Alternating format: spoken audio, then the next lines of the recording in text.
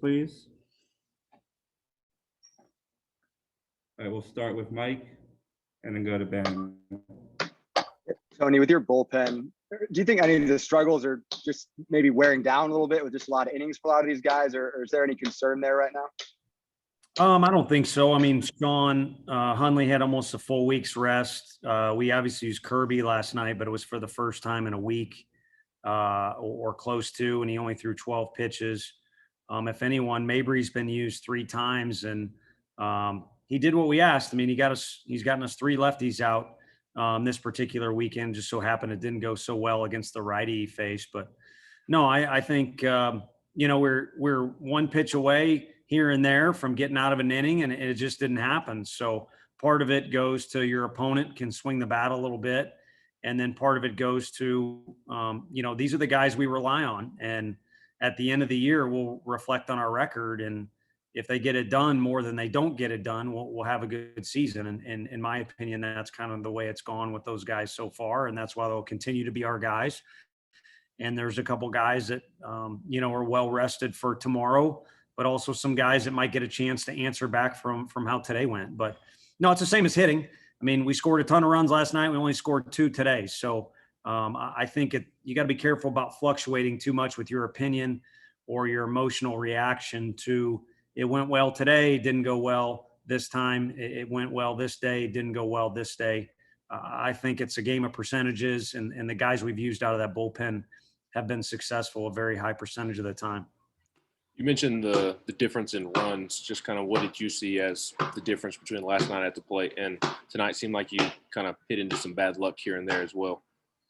Yeah, I mean, we all say you make your own luck at some point, but some balls that are pretty well struck and right at people. And I can't even think on my feet here, but I'm sure they maybe had a couple of those. But, kind of the summary of the evening for our hitters leading up to about the 8th inning was Jackson Greer's home run either getting robbed or, I didn't have as clean of a look at it. It fell short 2 feet of a home run or either got caught right above the wall. However it went down, that unfortunately kind of summarized the evening. Doesn't mean you just say, oh, shucks, we didn't get the breaks or anything like that. But, offensively, there could have been more runs put on the board tonight than there was. But, their pitchers did well, and we didn't find any holes. So maybe some of those holes are waiting for us tomorrow.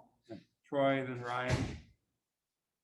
Yeah, I wanted to ask you about Jackson. I think he has 3 home runs and now 3 SEC starts. Just what does that say about him, how well he's been able to adjust to SEC pitching? I think, the guy hitting the Cape Cod a ton. So he's always hit, and he's always thirsted for competition. So I wish that he would have been able to stay healthy the whole year. I wish Pav would have been able to stay healthy the whole year. There'd be a bigger sample size going on there. And then even at the beginning of the year, I wish he, like all of our guys at some point, would have just kind of been himself and relaxed a little bit. But, he wanted to play here and he wants to be on the field, and he was excited a few times. But now that he's settled into who he is at the plate, it's kind of, I'm not cutting short of what he's done, but it's kind of what he's always done. And it's not necessarily a surprise. It's certainly enjoyed from my spot in the dugout when he has success, but I think he's fully capable of doing a lot of things. He's just not going to steal you a base. That's a bad joke after a bad loss. Tony, what went into the decision to leave Will in there in the 7th? And yeah, I mean, he was throwing the ball. If you look how he threw, I believe the home run in the 6th was with no outs. And then he went off and got some bad swings and threw the ball really, really well.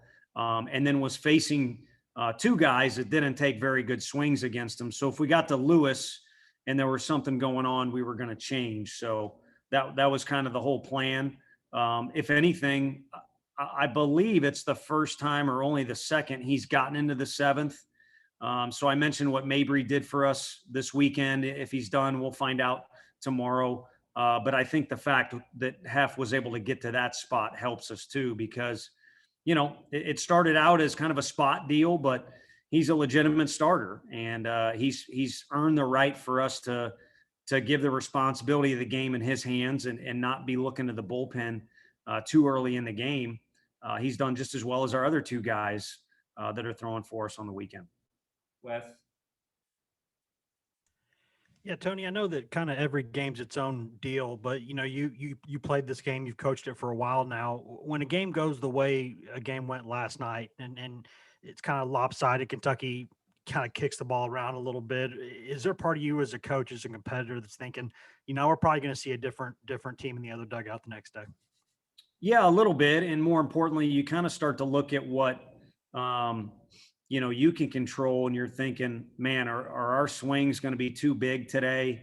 Or are our position players going to show up and kind of think things are easy? And I didn't see any of those things. Did last night factor into tonight? Yeah, probably in a few different ways.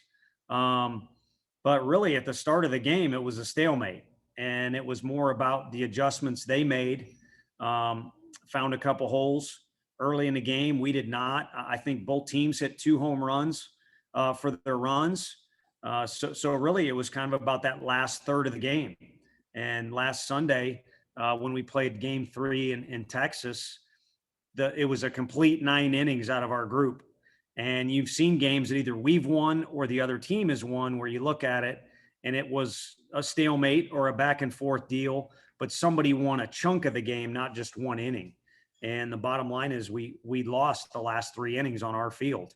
And so that should motivate us to come out tomorrow and make sure we win the first inning. But regardless of who wins the first, the game is going to be a minimum of 9 innings. And with our group, we've seen extra plenty of times. So if that's the case, bring it on. But you got to play a complete game. And I didn't see too much of last night factoring into the beginning part of the game. Did it affect the overall game? Yes. take 2 more for Coach Joseph, and then Mike to finish. Obviously, over these last 3 weeks and a couple times in the season, Blake Tidwell has kind of been put into this rubber match situation.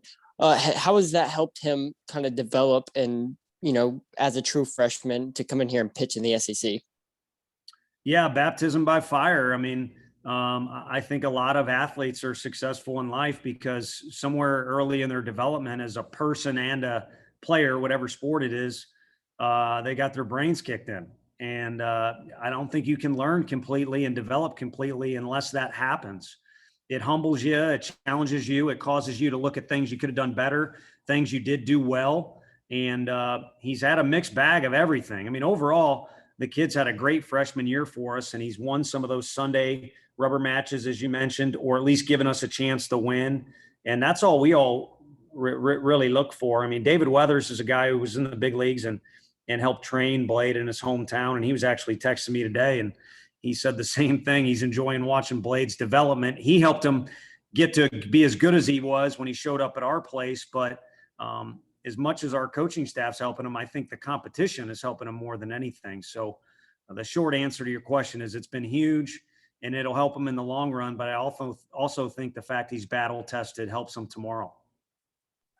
Yeah, Tony, I wanted to ask you just about Will and what was working for him tonight, and what has allowed him to go from spot starter kind of early and audition for that role to really truly settle in and be a reliable number 2 starter. Well, he's good for one thing. I mean, if you go back to the North Carolina regional, it seems like it was decades ago, but it was 2 years ago. And, he was one of the best pitchers. I mean, I don't think he made the all tournament team or anything like that because we lost the game and were eliminated. But North Carolina won the regional, and he was more successful than any other pitcher against North Carolina that particular year. So that's just one example I'm throwing out at you. But he's been a contributor since day one of setting foot on campus. So he's got the skill set, and now he's older, as I've joked a few times to you guys. So he also has the experience, and he's been as battle tested as anybody you can bring up. So I really feel it's the combination, and now he's starting to get comfortable in that role. And, I think early in the games when he starts, you can kind of pick up on what it's like for him that particular evening. And he looked confident, determined, and the ball was coming out really well. I mean, in 1 inning, he got 5 outs and did it against a good lineup. So I think that was a good sign that he was going to take ownership of that game. And so that falls back on, there's your answer of why he was given the ball really up until the last minute, to dictate how our performance was going to go. And he did it in a relatively short amount of pitches. for a starter. It was an excellent outing, and look forward to him throwing again next week. Thanks, Coach. Thank you all.